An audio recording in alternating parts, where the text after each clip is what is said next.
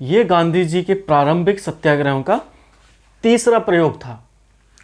अहमदाबाद के मिल मजदूरों का समर्थन, इन्होंने अहमदाबाद के मिल मजदूर थे उनका समर्थन किया था और ये आंदोलन सफल रहा था। इसके क्या क्या कारण थे, कैसे प्रारंभ हुआ, कैसे अंत हुआ, आज हम देख लेते हैं।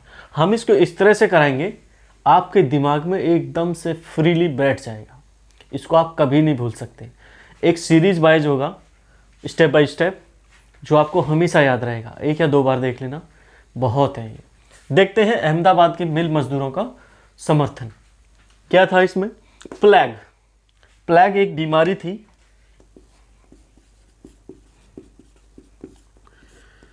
इसमें क्या होता था कि ये बहुत ज़्यादा पूरे विश्व की बहुत बड़ी बीमारी कही जाती है इसको। इसमें क्या होता है, बहुत तेज़ बुखार आता है और ऊपर नीचे होता रहता है। ये कम से कम 8-10 दिन तक रहता है। कई बार लोगों के शरीर पर लाल लाल निशान पड़ जाते हैं जिनसे खून भी बहता है और मिचली वगैरह आती हैं। ये बहुत ज़्यादा फैली हुई थी हमारे देश में और दूसरे देशों में भी थी।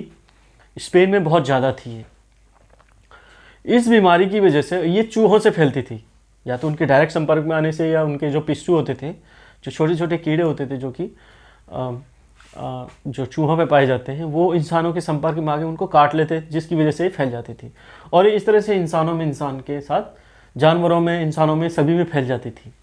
तो ये मुख्य रूप से जानवरों की बीमारी थी प्लेग, जो कि मानवों में बहुत स्पीड से फैलती थी। इससे क्या हुआ, प्लेग फैलने से जो अहमदाबाद की जो जनसंख्या थी, वहाँ पर जो लोग लगे हुए थे जिन गाँव में आसपास, वहाँ की बहुत सारी जनसंख्या की मृत्यु हो गई। जिसकी वजह से क्या हुआ, वहाँ पे बहुत सारे लोग मारे गए, जिसकी वजह से मज़दूरों में, जो मिल में जो काम करते थे अहमदाबाद के, वहाँ के मज़दूरों में कमी हो गई। मतलब मज़दूर, जब ये बीमारी को ये तो देख ही नहीं कि किसी बच्चे को चपेट में लेना है, किसी औरत को लेना है, किसी आदमी को लेना है, तो वहाँ के ज़्यादातर बच्चे, औरतें वगैरह और जो भी लोग थे वो सभी इस बीमारी में मारे गए। तो क्या हुआ, उन जो मिल थे जहाँ पे ये मज़दूर लगे हुए थे, वहाँ पे मज़दूरों की काफ़ी कमी हो गई। तो उन कमी होने की वजह से उन जो मिल मालिक थे उन्होंने क्या कहा कि उन्होंने एक लालच देना स्टार्ट किया मज़दूरों को, जो भी बचे हुए थे आसपास के, ताकि उनके जो मिल थे वहाँ पे, जो भी कपड़ा वगैरह के थे वहाँ पे, काफ़ी वो बहुत बड़ा इंडस्ट्रियल एरिया था शुरुआत में वहाँ पे। तो उनमें क्या हुआ कि उन मज़दूरों को लाने के लिए, उनको आकर्षित करने के लिए उन्होंने बोनस देना स्टार्ट किया। बोनस जो होता था 75% तक होता था।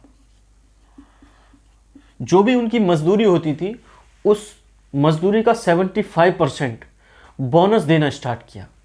फिर क्या हुआ, प्रॉब्लम कहाँ स्टार्ट हुई, यहाँ तो अच्छा हुआ, बहुत सारे जो भी मजदूर होते थे वो आ गए इधर उधर से, जिनको पता चला कि बोनस भी दे रहे हैं।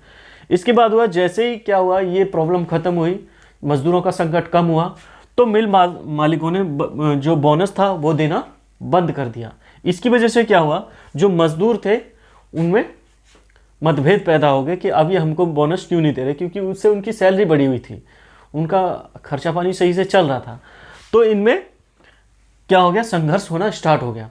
तो क्या हुआ कि ये इतना बढ़ गया, जहाँ वहाँ के जो मज़दूर थे उन्होंने उसमें तालाबंदी कर दी, मतलब तालाबंदी का फरमान सुना दिया कि अब हम यहाँ काम नहीं करेंगे, हम इसको बंद करके जा रहे हैं अपने अपने घर। तो यहाँ पर बहुत ज़्यादा प्रॉब्लम क्रिएट हो गई, जो कि जो मज़दूर मालिक थे और जो मज़दूर थे उनके बीच में, जो मिल मालिक थे और मज़दूर थे उनके बीच में काफ़ी संघर्ष की स्थिति उत्पन्न हो गई। इसके बाद क्या हुआ, गांधी जी ने हस्तक्षेप किया कि दोनों तरफ से देखा जाए तो ये दोनों तरफ से हुआ। उन्होंने क्या किया कि किसानों और मिल मालिकों को मनाया, दोनों को पास में बिठाया और कहा कि अब स्थिति सामान्य है, आप एक काम कीजिए, इस तरह से काम कीजिए कि ना तो उनको ज़्यादा परेशानी हो, ना मज़दूरों को ज़्यादा परेशानी हो, ना मालिकों को परेशानी हो।